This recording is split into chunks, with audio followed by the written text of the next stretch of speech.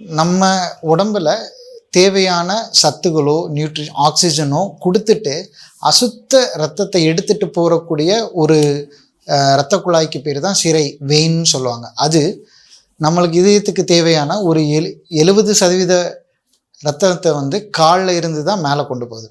அப்போது அது கீழேருந்து எப்படா புவியீர்ப்பு திசைக்கு மேலே போகுதுன்னா அதுக்கு நிறைய காரணங்கள். ஒன்று, நம்ம ஹார்ட் பம்ப் பண்ணக்கூடிய அந்த ப்ரெஷர், அந்த சுத்த இரத்த குழாயில் இருக்கக்கூடிய ப்ரெஷரோ. ரெண்டாவது, நம்ம கெண்டைக்கால் சதை, அதுதான் வந்து பெரிஃபரல் ஹார்ட்னு சொல்லுவாங்க.